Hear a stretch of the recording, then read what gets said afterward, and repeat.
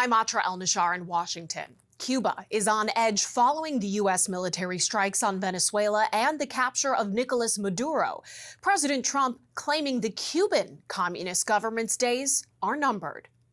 This is our hemisphere, the social media post by the State Department sending a blunt message to governments in the Western Hemisphere. What happens next in Venezuela after the U.S. capture of Nicolás Maduro is enough to put the hemisphere on edge, but the volatility does not end there. Cuba is ready to fall. Cuba is so deeply tied to Venezuela. Viva Maduro libre!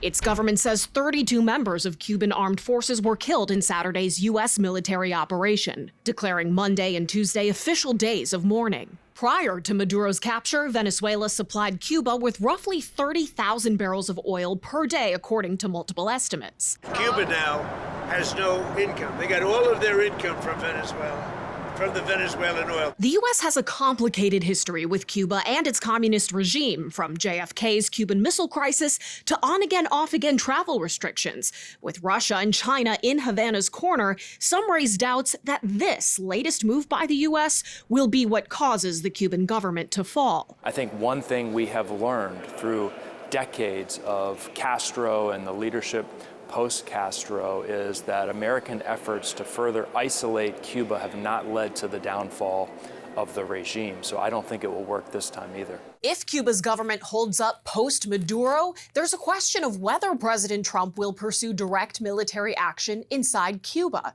Here's Secretary of State Marco Rubio when asked if the Cuban government is the Trump administration's next target. I think they're in a lot of trouble, yes. I'm not going to talk to you about what our future steps are going to be and our policies are going to be right now in this regard, but I don't think it's any mystery that we are not big fans of the Cuban regime. Though in a precarious position, Cuban President Miguel Díaz-Canel is openly defiant. For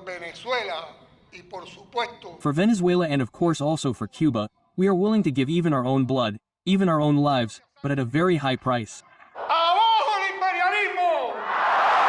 Chanting "down with imperialism," referring to the United States.